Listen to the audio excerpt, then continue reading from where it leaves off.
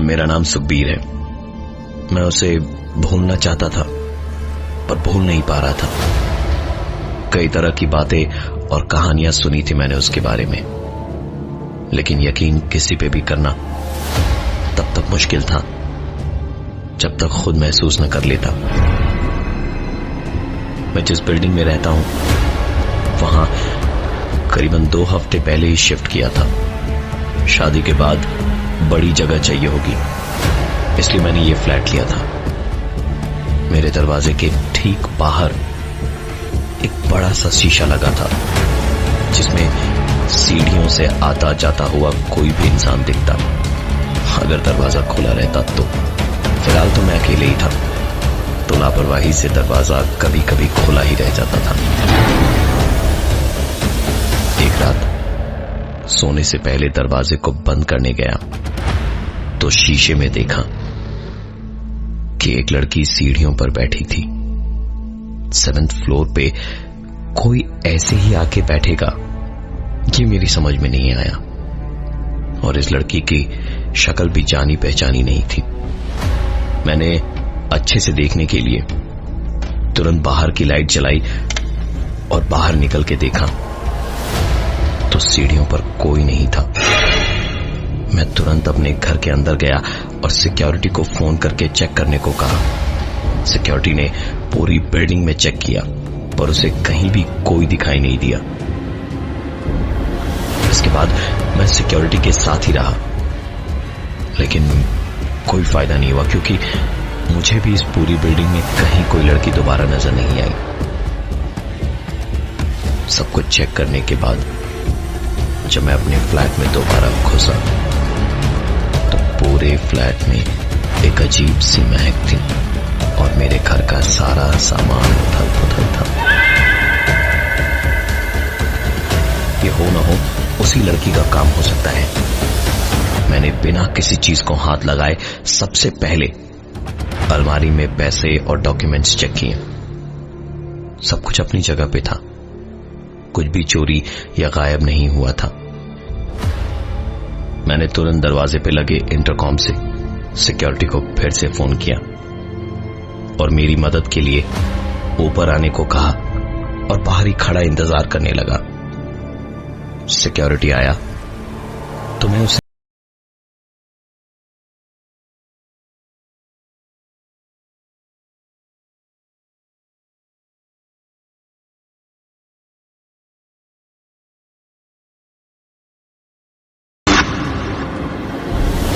Security ने यह देखकर कहा, सर आप बहुत काम करते हैं ना, इसलिए ऐसा हो रहा है। आप थोड़ा आराम कीजिए, सब कुछ ठीक हो जाएगा। मुझे कोई वहम नहीं हुआ था, मैं बिल्कुल थका हुआ भी नहीं था, लेकिन जो देखा वो भी सच ही था। 15 दिन के बाद मेरी शादी थी। मुझे शहर से बाहर वापस घर जाना था। 1 महीने की छुट्टी थी। छुट्टी के बाद मैं निकिता को लेकर लौटा तो दिन भर तो सब कुछ ठीक ठाक था। रात का डिनर हमने बाहर से ऑर्डर किया और खाना खाने के बाद थकान के कारण नींद कब आई पता ही नहीं चला। लेकिन तकरीबन 2:30 बजे मेरी नींद एक आवाज से खुली। उठ के देखा तो निकिता कमरे में नहीं थी। इतनी रात को उठकर क्या कर रही है वो? ये देखने उठा तो देखा दूसरे कमरे में भी वो नहीं थी। मैंने बाहर का दरवाजा खोला तो सामने शीशे में देखा निकिता सीढ़ियों पर अपना शादी का जोड़ा पहने सजी धजी बैठी है। मेरा नाम सुखबीर है और मुझे 7th फ्लोर पर अपने फ्लैट के बाहर सीढ़ियों पर एक लड़की बैठी दिखी। उसके बाद मेरा कमरा पूरा उथल पुथल था और जब तक सिक्योरिटी गार्ड आया तब तक कमरा बिल्कुल ठीक हो चुका था।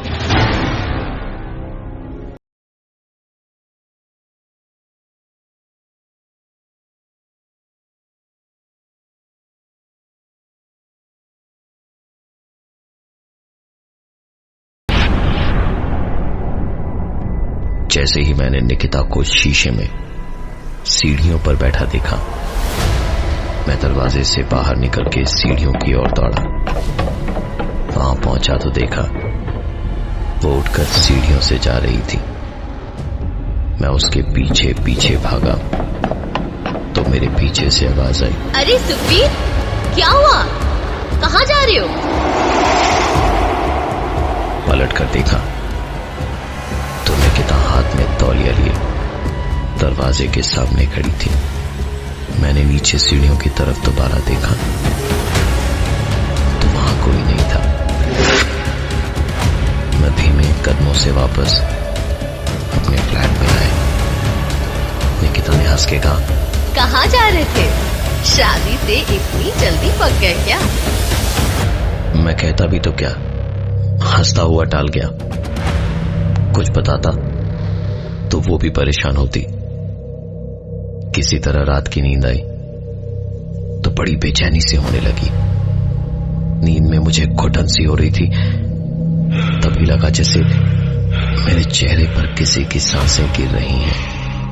न सिर्फ सांसें, बल्कि हल्की सांसों की आवाज भी साफ साफ सुनाई दे रही थी मुझे। कोई मेरे चेहरे के बहुत करीब था। काफी घबराया हुआ सा था मैं उस वक्त। आंख खुलते ही सोचा था पता नहीं क्या दिखेगा, लेकिन कुछ भी नहीं था।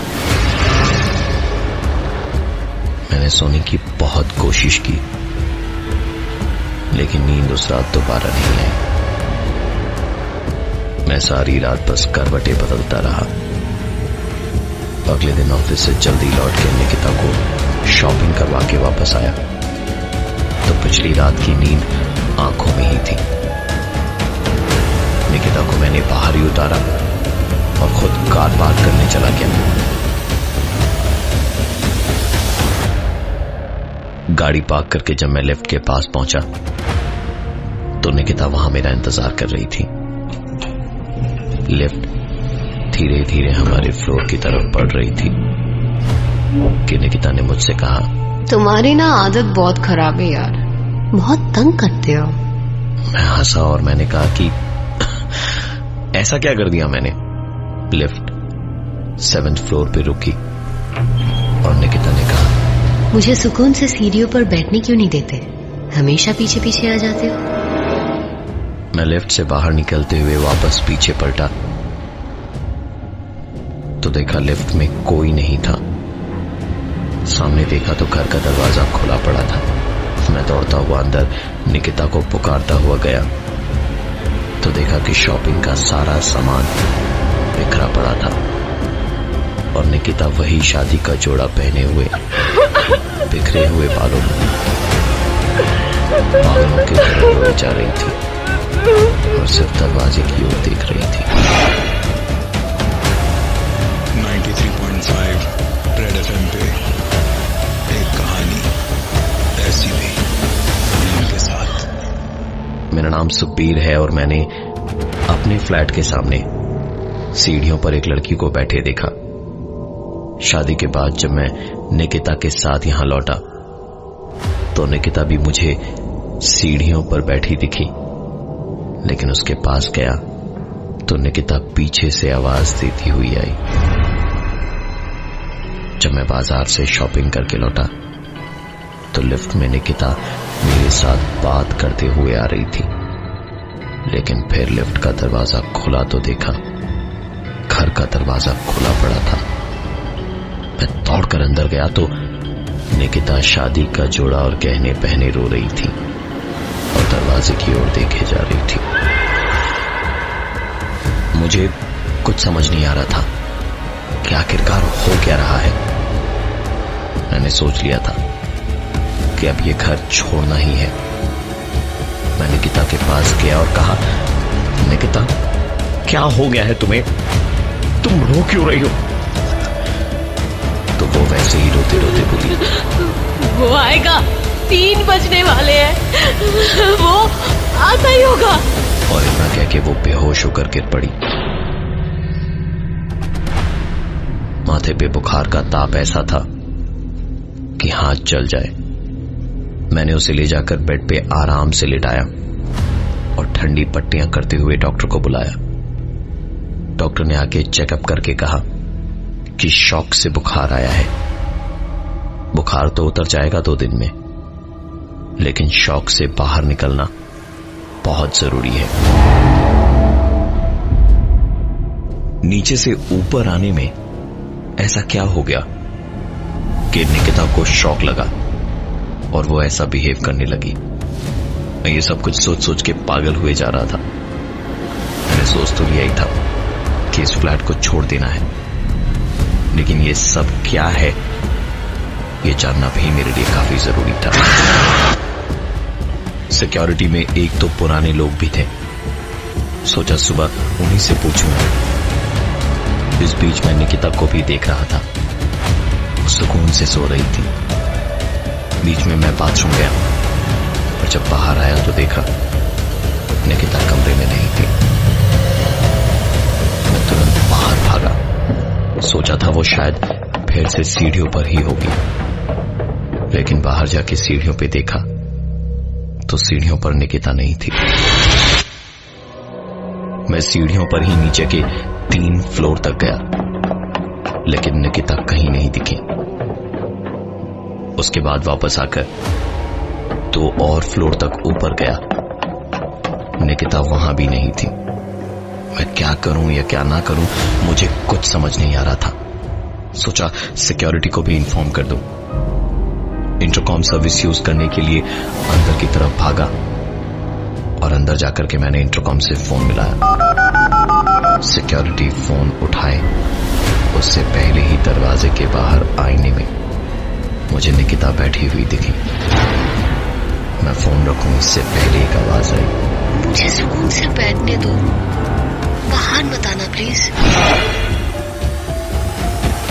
93.5 रेड एफएम पे एक कहानी ऐसी भी रहीम के साथ। मेरे फ्लैट के सामने सीढ़ियों पर बैठी लड़की जब से मुझे दिखी थी तब से सब कुछ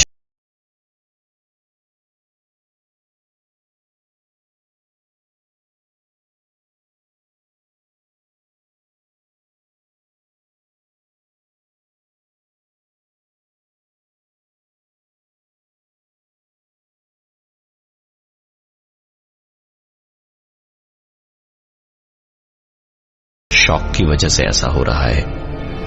ऐसे ही एक और हादसे में निकिता घर से गायब हुई और उसके बाद कहीं नहीं मिल रही थी, लेकिन जब घर में मैं वापस आया तो आईने में बैठी सीढ़ी पे साफ दिख रही थी और इंटरकॉम पे मुझे एक आवाज सुनाई दी, मुझे सुकून से बैठने दो, बाहर मत आना प्लीज। मुझे कुछ समझ नहीं आ रहा था। निकिता की फिक्र में पागल हुआ जा रहा था। मैं दौड़कर जब बाहर गया निकिता को लाने के लिए तो देखा निकिता बैठी सीढ़ियों पे कभी रो रही थी तो कभी हंस रही थी। मैं पीछे से गया और मैंने कहा, निकिता क्या हुआ? चलो अंदर चलो यार, देर हो गई है। डॉक्टर ने आराम करने को कहा है ना, तो चलो अंदर चल के लेट जाओ। निकिता जैसे एकदम से निकिता न होकर कोई और बन गई थी और गुर्रा कर एक अलग सी आवाज में उसने कहा, मैं नहीं जाऊंगी यहाँ से। उसने कहा था यही मेरा इंतजार करना। वो आएगा और मैं यही बैठ के उसका इंतजार करती रहूंगी। मैं यानी कि सुखबीर ये सब सुनकर शायद घबरा गया था, इसलिए इस बार जोर से चिल्लाकर मैंने कहा, ये किताब बस करो, चलो अंदर, वरना मैं चला जाऊंगा यहां से तुम्हें हमेशा हमेशा के लिए छोड़कर। और मेरा ऐसा कहते के साथ ही जैसे पता नहीं क्या हुआ, निकिता ने पलट के कहा, नहीं, तुम इसे छोड़ के मत जाना, वरना इसका भी मेरी तरह वही हाल होगा। मैं जा रही हूँ यहाँ से, अब यहाँ और कोई नहीं मरेगा, कोई नहीं मरेगा। इसके बाद निकिता बुरी तरह से चीखी और फिर बेहोश हो गई। मैं उसे उठाकर अंदर ले गया और सुबह तक उसका बुखार भी उतर गया था, लेकिन कमजोरी जाते जाते काफी वक्त लगा। निकिता के ठीक हो जाने के बाद उसने मुझे बताया कि उस रात जब लिफ्ट में चढ़ के वो इस घर की ओर आ रही थी तो उसने घर के सामने सीढ़ियों पर किसी लड़की को देखा था। जैसे ही निकिता पूछने को उसके पास गई, वो लड़की एकदम से पागल हो गई और उसने निकिता पर हमला कर दिया। निकिता हाथ पैर चला रही थी, लेकिन सब कुछ हवा में ही था। निकिता उस लड़की को छू भी नहीं पा रही थी। निकिता उठकर जब अंदर की ओर भागी तो शीशे में उसने अपने आप को नहीं, उस लड़की को देखा और उसके बाद से उसे कुछ भी याद नहीं था।